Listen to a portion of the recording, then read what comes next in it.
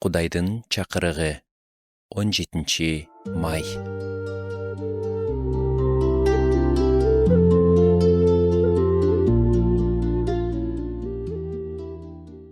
Жашоонун ар кандай мезгилдеринде көпчүлүгүбүз мындай сезимге туш болобуз. Бизге жамандык кылган же адилетсиз мамиле кылган адамдар бейкапар, бактылуу жашап жаткандай. Балким айылыңызда жашаган тууганыңыз бир кезде сизге көп жагымсыз сөздөрдү айткандыр. Ал эми азыр болсо соц тармактарда жыргап, кунап жашап жүргөн сүрөттөрүн жүктөп коюп, эч капарсыз. Ал эми сиздин жашоодо болсо күңүрт күндөр дагы эле уланып жатат.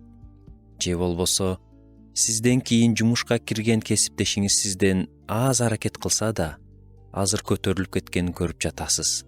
Сизди таарынткан адам өзү каалаган нерселерине жетип, ал эми сиз күткөн нерсеңиз деги ишке ашпай жаткандай. Эски осуятта Обадия пайгамбардын китеби бар.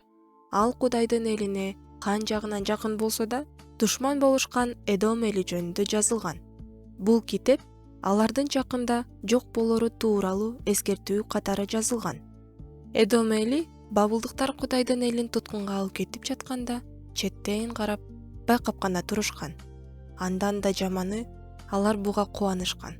Элестетиңиз, Кудайдын эли туткунда, ал эми алар болсо кубанып, жыргап жашап жатышат. Бул Кудайдын эли үчүн канчалык оор болгонун түшүнсө болот. Бул окуядан биз өзүбүзгө маанилүү сабак алабыз. Биз да көп учурда бизди таарынткан адамдарга Кудай адилеттик кылышын каалайбыз. Айрыкча алар жакшы жашап жатканын көргөндө.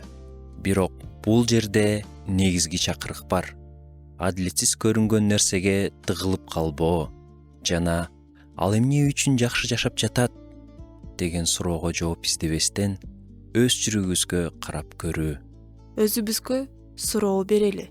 Биз кандай өсүп жатабыз? Кандай жаман адаттардан арылышыбыз керек? Биз ар дайым айланабыздагыларга адилеттүү мамиле кылабызбы? Кудайдын эли да эмне үчүн биз туткунга түштүк? Ал эми Эдом эли эркин деп ойлогон. Кудай бизди сүйөт жана эч качан таштабайт. Ал караңгыда да бизди жалгыз калтырбайт. Кээде ал биздин азапка, чыккынчылыкка же жоготууларга дуушар болуп жатканыбызды байкабай жаткандай сезилет. Бирок чындыгында ал ар дайым иштеп жатат. Ал өз убадаларын дайыма аткарат жана биздин жашообузда көрүнбөгөн ишти жүргүзөт. Ал муну биздин өзүнө жакын болушубуз үчүн кылат. Ал ар бир жагдайды, эң оор учурларды да өзүнүн планына ылайык колдонуп, баарын жакшы жыйынтыкка алып келет.